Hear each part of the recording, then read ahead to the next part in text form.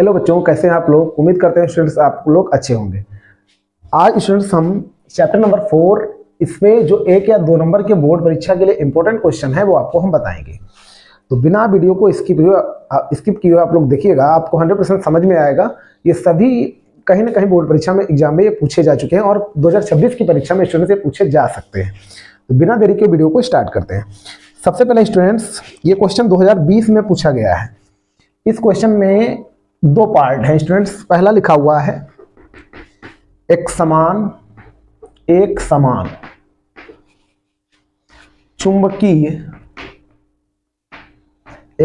चुंबकीय क्षेत्र में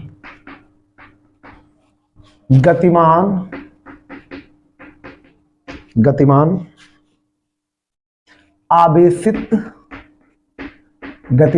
आवेशित कण पर कार्य करने वाला लॉरेंज बल का वेक्टर स्वरूप लिखिए। ये स्टूडेंट्स क्वेश्चन है। एक समान चुंबकीय क्षेत्र में गतिमान आवेशित कण पर कार्य करने वाला लॉरेंज बल का वेक्टर स्वरूप लिखिए। तो इसका जो आंसर स्टूडेंट्स होगा वो क्या हो जाएगा, आपको लिख देना है वेक्टर F बराबर Q ब्रैकेट वेक्टर V गुणे वेक्टर B। ठीक है, ये स्टूडेंट ध्यान रखना। अब ये लगने वाला यानी जो लॉरेंज बल है उसका ये फार्मूला होगा, यानी वेक्टर रूप में होगा। जहां पर स्टूडेंट लिख देते हैं Q बराबर कण का आवेश, वेक्टर B बराबर हम लिखेंगे कण का वेग, और वेक्टर V बराबर चुंबकीय क्षेत्र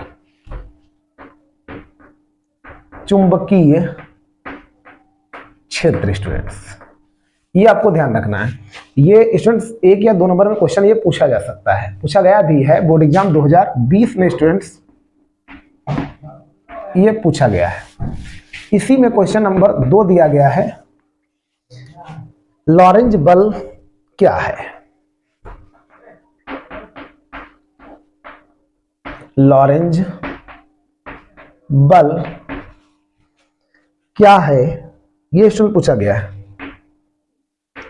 तो इसकी परिभाषा होगी किसी चुंबकीय क्षेत्र में गतिमान आवेशित कण पर लगने वाले बल को लॉरेंज बल कहते हैं। परिभाषा काफी इजी है, F बराबर QVB sin थीटा फार्मूला होता है।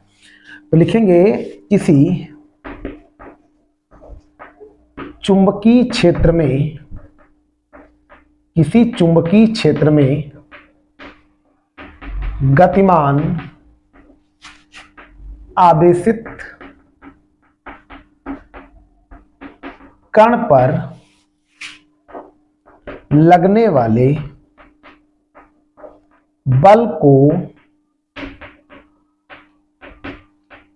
को लॉरेंज बल कहते हैं। यह स्टूडेंट ध्यान रखना। अब सूत्र स्टूडेंट ध्यान रखना, लॉरेंज बल का जो फार्मूला होता है, लॉरेंज बल वो होता है F बराबर QVV sin थीटा। ये स्टूडेंट्स आप लोग सूत्र ध्यान रखिएगा, F बराबर QVV sin थीटा। यहां पर स्टूडेंट्स ये क्वेश्चन ऐसे 2 नंबर में तो पूछा ही गया है, प्लस स्टूडेंट्स 1 नंबर में ऑब्जेक्टिव टाइप में ये पूछा जाएगा कि लॉरेंज बल का वेक्टर रूप स्वरूप क्या होगा, तो आपको ऐसे लिखना है। और यदि स्टूडेंट्स ये भी सूत्र पूछा जा सकता है कि लॉरेंज बल है क्या, तो फार्मूला क्या होगा, तो ये लिखना है। ठीक है, इस तरह से हम स्टूडेंट्स ये क्वेश्चन हमारा पहला कंप्लीट हो गया। उम्मीद करते हैं स्टूडेंट ये क्वेश्चन आपको समझ में आया होगा, आप लोग इसको नोट कर लीजिएगा। अब स्टूडेंट्स क्वेश्चन नंबर 2 आपको बताएंगे। दूसरा स्टूडेंट्स क्या है, दूसरा क्वेश्चन है जो पूछा गया है 2020 और स्टूडेंट्स 2021 के एग्जाम में पूछा गया है। ये स्टूडेंट जितने भी क्वेश्चन है ये सभी बोर्ड परीक्षा में पूछे जा चुके हैं, जो आपके लिए काफी हेल्पफुल होने वाले हैं। क्वेश्चन नंबर 2, दो समांतर धारावाही दो समांतर धारावाही चालकों के बीच लगने वाले बल का सूत्र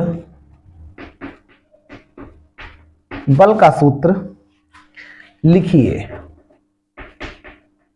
ये स्टूडेंट्स हमसे पूछा जा रहा है, इंपॉर्टेंट है। दो समांतर धारावाही चालकों के बीच लगने वाले बल का सूत्र लिखिए। तो दो समांतर धारावाही चालकों के बीच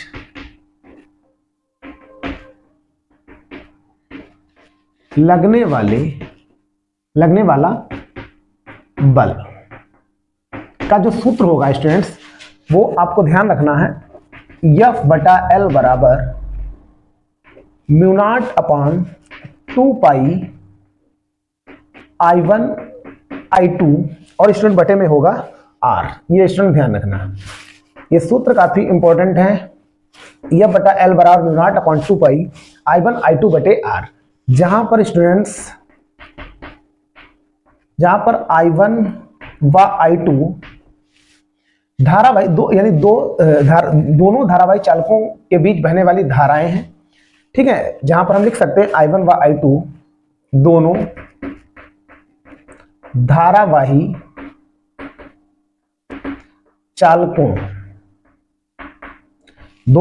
चालकों में बहने वाली धाराएं हैं। ये तो समझना है आपको, बहने वाली धाराएं हैं। एवं जो R स्टूडेंट्स है, R दोनों धारावाही चालकों के बीच की दूरी हम कह सकते हैं। ऐसे स्टूडेंट्स आप लोग लिख लीजिएगा, यानी हम कह सकते हैं एवं R बराबर दोनों चालकों के बीच की दूरी, ठीक है स्टूडेंट्स। ये आप लोग उम्मीद करते हैं स्टूडेंट्स आप लोग ये समझ गए होंगे। ये स्टूडेंट्स 2 नंबर में या 1 नंबर में पूछा जा सकता है, प्लस ये स्टूडेंट्स फार्मूला इसमें पूछा जा सकता है, तो आप लोग इसको जरूर नोट कर लीजिएगा।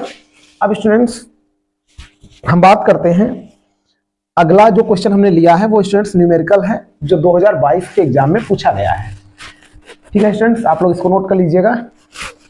क्वेश्चन नंबर स्टूडेंट्स अब बताने जा रहे हैं आपको 3। क्वेश्चन नंबर 3 क्या है, 5 सेंटीमीटर लंबे तार को, न्यूमेरिकल स्टूडेंट्स है, 5 सेंटीमीटर लंबे तार को 2 × 10⁻⁴ टेस्ला के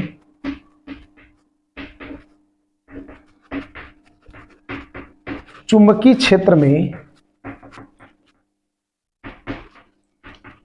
क्षेत्र में रखा जाता है। 3 मिली एम्पियर की धारा तार में प्रवाहित करने पर तार पर अधिकतम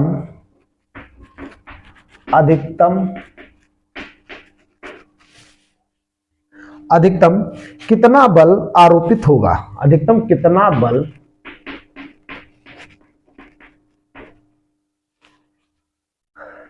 बल आरोपित होगा।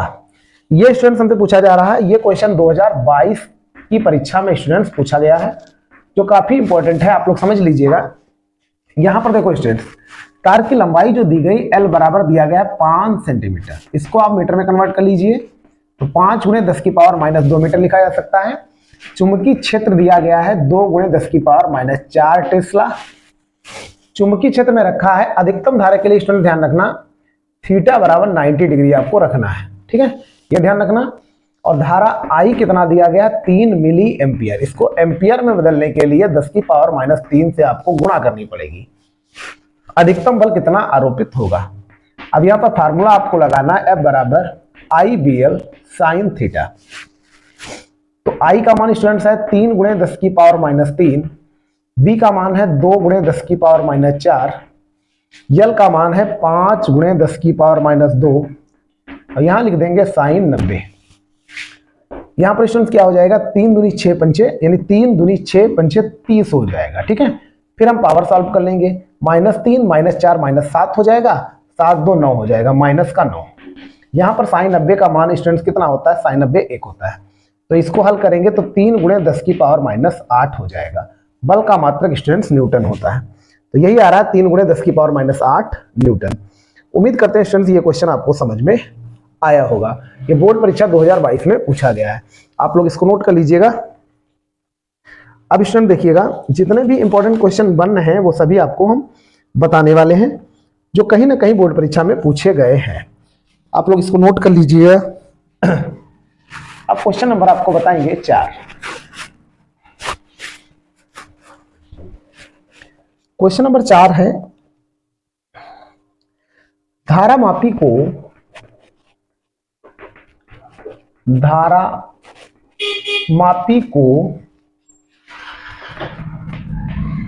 वोल्ट मीटर में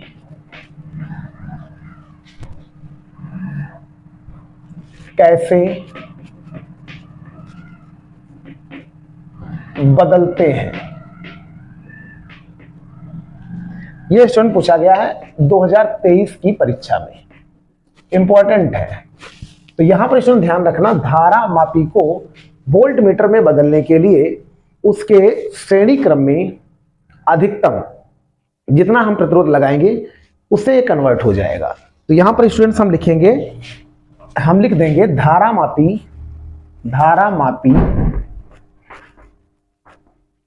को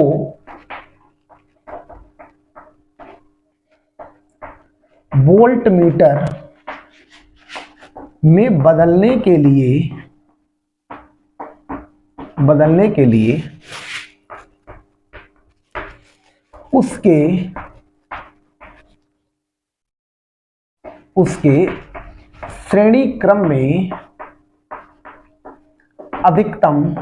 श्रेणी क्रम में अधिकतम संभव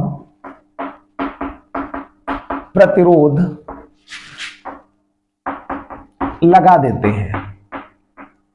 स्टूडेंट परिभाषा काफी इजी है, धारामापी को वोल्टमीटर में बदलने के लिए उसके श्रेणी क्रम में अधिकतम संभव प्रतिरोध लगा देते हैं। ये स्टूडेंट 1 नंबर में भी पूछा गया है कि धारामापी को वोल्टमीटर में बदलने के लिए यानी प्रतिरोध को किस क्रम में जोड़ा जाता है। तो स्टूडेंट इसका आंसर हो जाएगा श्रेणी क्रम में। उम्मीद करते हैं स्टूडेंट ये क्वेश्चन आपको समझ में आया होगा। अब यहीं पर स्टूडेंट देख लीजिए क्वेश्चन नंबर 5। अगला क्वेश्चन लिया है संट से, यह भी 2023 के एग्जाम में पूछा गया है। संट से क्या अभिप्राय है?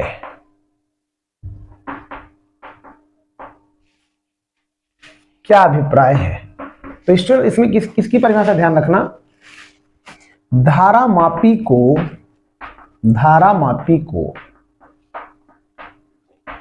अमीटर में, धारामापी को अमीटर में बदलने के लिए उसके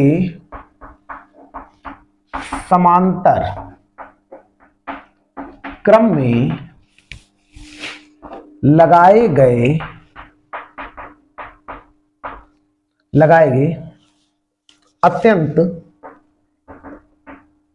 लगाए गए अत्यंत न्यून प्रतिरोध को, इंपॉर्टेंट स्टूडेंट परिभाषा है, ध्यान रखना आप लोग, धारामापी को अमीटर में बदलने के लिए उसके समांतर क्रम में लगाए गए अत्यंत न्यून प्रतिरोध को संट कहते हैं।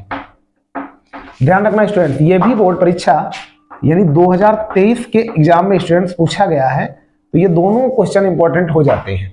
यानी संट से क्या अभिप्राय है और धारामापी को वोल्टमीटर में कैसे बदलते हैं, तो उसके लिए स्टूडेंट ये क्वेश्चन यानी इंपॉर्टेंट है, आप लोग इसको नोट कर लीजिएगा। इसमें ध्यान रखना स्टूडेंट श्रेणी क्रम, इसमें ध्यान रखना ये होता है समांतर क्रम में इसमें लगाया जाता है। ठीक है स्टूडेंट्स। अब देखिए अगला क्वेश्चन, अगला स्टूडेंट क्वेश्चन हमने लिया है जो 2015 और 2020 के एग्जाम में पूछा गया है। वायो सेवर्ट का नियम क्या है?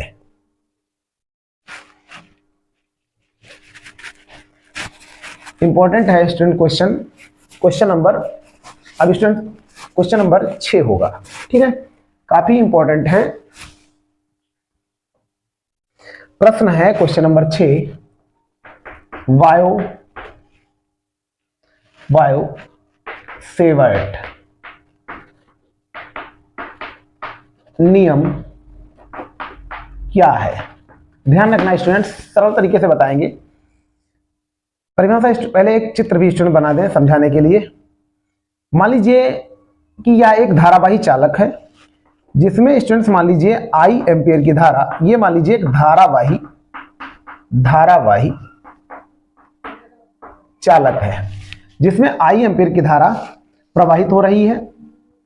तो किसी धारावाही चालक के एक अल्पांश से, ठीक है, एक ये अल्पांश मान लिया जिसकी लंबाई डेल्टा एल मान ली, से यहां पर मान लीजिए आर दूरी पर, कितनी दूरी पर? आर दूरी पर एक बिंदु यहां पर पी है जिस पर उत्पन्न चुंबकीय क्षेत्र डेल्टा बी मान लिया हमने है, तथा यहां पर एंगल यानी अल्पांश से बिंदु पी को मिलाने वाली रेखा के बीच बनने वाले कोण थीटा यहां पर मान लिया, ये हमने मान लिया।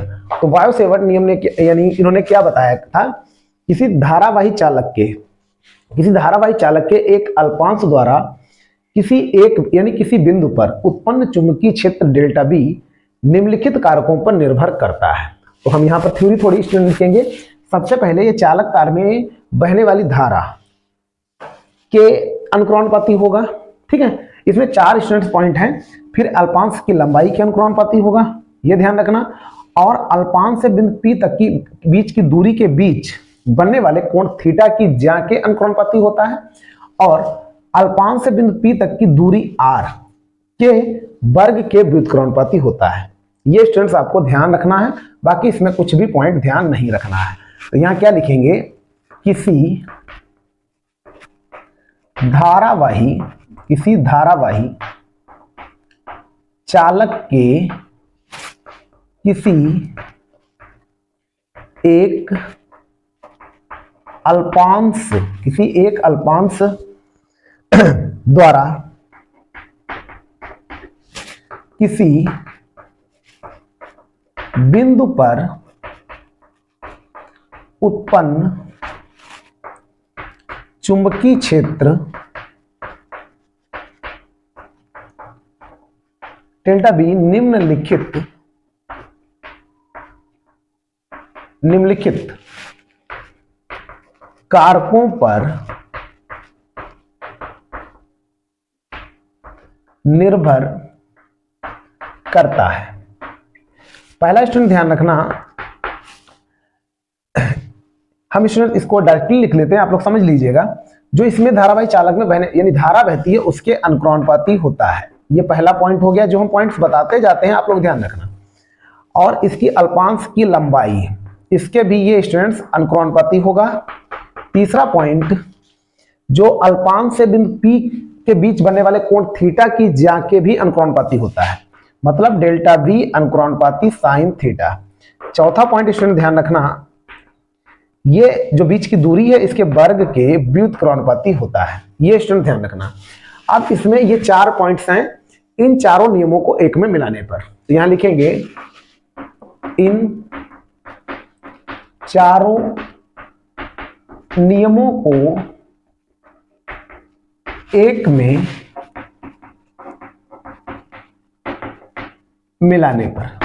जब स्टूडेंट एक में मिलाओगे तो क्या हो जाएगा, डेल्टा बी अनुक्रमानुपाती आई डेल्टा एल साइन थीटा बटे आर स्क्वायर। आप स्टूडेंट इतना भी लिख सकते हो, छोड़ सकते हो, अथवा इसको आप ऐसे लिख सकते हो, डेल्टा बी बराबर म्यू नॉट अपान 4 पाई आई डेल्टा एल साइन थीटा बटे आर स्क्वायर। यदि हम मात्रक की बात करें, न्यूटन प्रति एम्पियर मीटर इसका मात्रक लिख सकते हैं। इतना लिख के आप ड्रॉप कर सकते हो। तो स्टूडेंट्स उम्मीद करते हैं आपको ये समझ में आया होगा। ठीक है, यही हमारा इसका यानी जो डेरिवेशन था, छोटा सा 2 नंबर का क्वेश्चन है। 1 या 2 नंबर वाले क्वेश्चन ही बता रहे हैं। जब आगे स्टूडेंट ये सभी वीडियो बन जाएंगे, जब 1 या 2 नंबर वाले क्वेश्चन एंड हो जाएंगे, क्योंकि इसमें स्टूडेंट न्यूमेरिकल भी आ रहे हैं, थ्योरी वाले भी आ रहे हैं, तो उस हिसाब से बताने का प्रयास कर रहे हैं।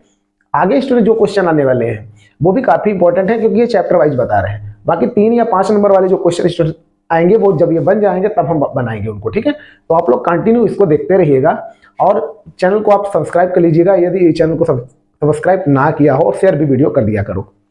अब देखिए स्टूडेंट्स, आप लोग इसका स्क्रीनशॉट ले लीजिएगा या नोट कर लीजिएगा।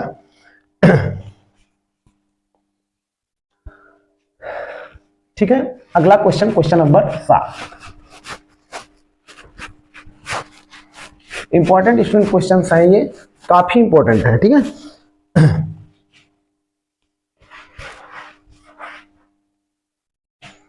अगला क्वेश्चन है क्वेश्चन नंबर 7। एम्पियर का परिपथीय नियम क्या है?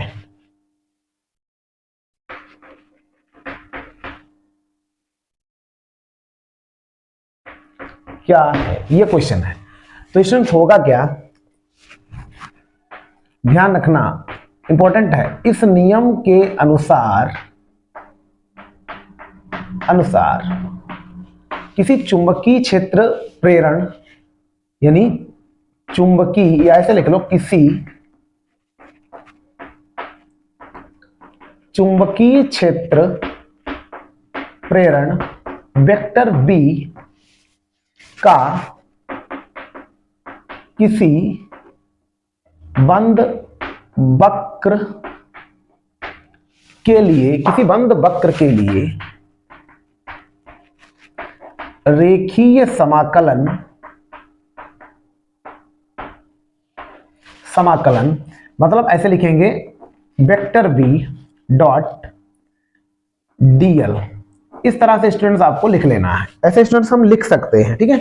और ये बंद वक्र कह रहा है, हम इसको लिख लेंगे, ठीक है। रेखीय समाकलन integration vector B dot DL, बंद वक्र कह रहा है तो ये ऐसे हमको बनाना पड़ेगा, यानी रेखीय समाकलन इस वक्र द्वारा घिरे क्षेत्रफल में प्रवाहित होने वाली धारा का म्यू0 गुना होता है।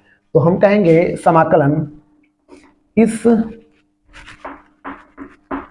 वक्र द्वारा घेरे गए क्षेत्रफल में प्रवाहित होने वाली धारा I का म्यू0 गुना होता है। अर्थात स्टूडेंट लिख सकते हैं integration vector B dot DL is equal to म्यू0 इंटू आई। ये स्टूडेंट्स होता है एम्पियर का परिपथीय नियम। अब जहां पर ये तो मालूम है म्यू0 को निर्वात